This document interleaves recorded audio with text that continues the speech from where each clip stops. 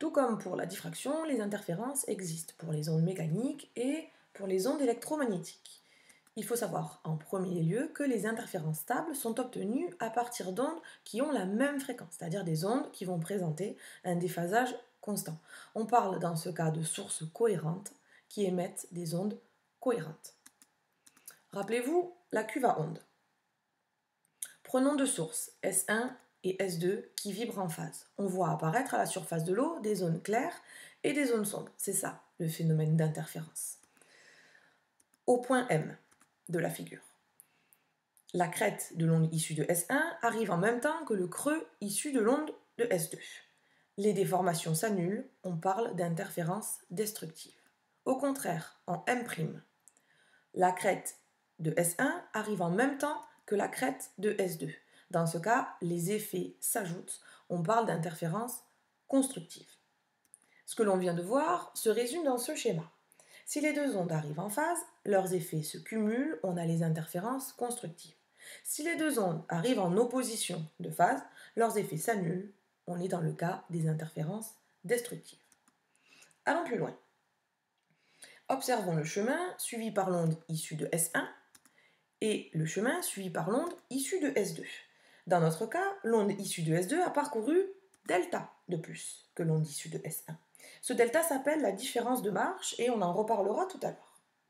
Les zones où les deux ondes s'ajoutent sont les zones claires, lieu des interférences constructives. Les zones où les effets des ondes s'annulent sont les zones sombres, lieu des interférences destructives.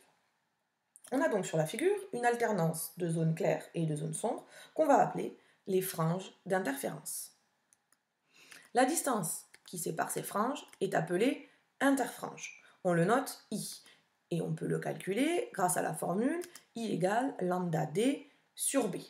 Dans cette formule, D, c'est la distance entre les sources et les franges. B, c'est la distance entre les deux sources.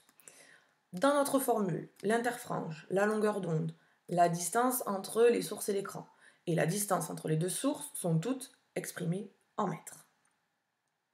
Cette formule, rassurez-vous, n'est pas à connaître par cœur.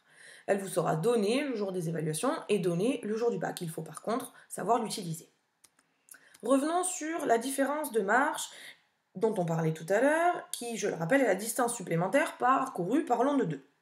Dans le cas des interférences constructives, il faut que les deux ondes arrivent en phase. Delta doit être donc un multiple de la longueur d'onde. On notera delta égale k fois lambda, k étant un nombre entier. Dans le cas des interférences destructives, il faut que les ondes arrivent en opposition de phase. Delta doit donc être un multiple de la longueur d'onde plus un demi. Concernant maintenant les ondes lumineuses, c'est le même principe. On aperçoit des zones claires et des zones sombres. On aura donc aussi des interférences constructives, comme on le voit sur le schéma, et des interférences destructives. C'est la même chose que ce qu'on a vu ou ce qu'on verra en TP. Quelques remarques pour terminer.